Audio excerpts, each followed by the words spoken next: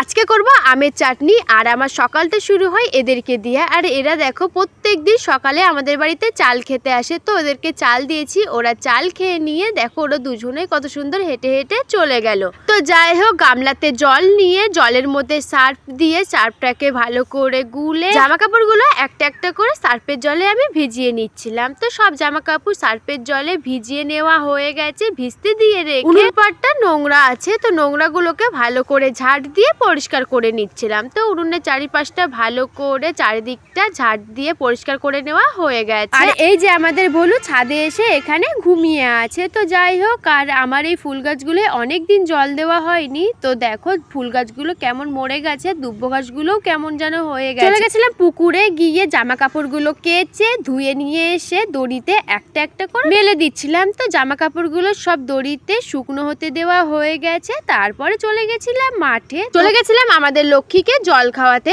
আরো জল খাওয়ার জন্য কেমন করছিল, আর জল দিতে না দিতেই ও এক নিমিষে জল শেষ করে দিল। তারপরে বলছিল একটু গলা চুলকে দিতে, তো ওর গলাটাকে আমি চুলকে দিচ্ছিলাম। আমাদের লক্ষ্মী খুব ভালো, ও কাউকে কিছু বলে না, আর ও শিং দেখে অনেকেই ভয় করে। তো যাই হোক, ওকে চুলকিয়ে দিচ্ছিলাম আর চুপটি করে দাঁড়িয়েছিল। তো ওকে চুলকে দেওয়া হয়ে গেছে। আর মাঠের পাশে কত লজ্জাপতি গাছ, অনেকদিন পরে দেখলাম। তো আমি লজ্জাপতি গাছগুলোকে নিয়ে খেলা করছিলাম, আর ওদেরকে হাত না দিতেই কত লজ্জা পেয়ে যাচ্ছে। আর আমার তো বেশ ভালোই লাগছিল, অনেকদিন পর দেখেছি লজ্জাপতি গাছ। তো যাই হোক, আমাদের লক্ষ্মী মাঠে ঘাস খাচ্ছে, আর আমি চলে আসলাম বাড়ি। এসে বসিয়ে দিয়েছিলাম রান্না, উনুনে হাঁড়ি বসিয়ে সবজি কেটে নিচ্ছিলাম। প্রথমে কেটে নিয়েছিলাম ভেন্ডি, তো এখন কেটে নিচ্ছি আম। তো আম ছুলে আমটাকে কুচি কুচি করে কেটে নেওয়া হয়ে গেছে। আর কেটে নেব বেগুন, তো বেগুনটাকে ছুলে নিচ্ছি কারণ বেগুনগুলো শুকনো হয়ে গেছে তার জন্য। তারপরে আলুটাকে কুচি কুচি করে কেটে নিয়েছি। তো আমার সব সবজি কেটে নেওয়া হয়ে গেছে, আর ভাতও হয়ে গেছে। উনুন থেকে ভাত নামিয়ে কড়াইতে তেল দিয়ে তেলের মধ্যে ভেন্ডিগুলো দিয়ে নেড়ে চেড়ে ভেজে নেওয়া হয়ে গেছে। ভেন্ডি ভাজা বাটিতে নামিয়ে রেখে তেলের মধ্যে লঙ্কা পাঁচ ফোড়ন দিয়ে বেগুন আলুটাকে দিয়ে নেড়ে চেড়ে বেগুন আলুটা ভেজে নিয়ে দিয়ে দিলাম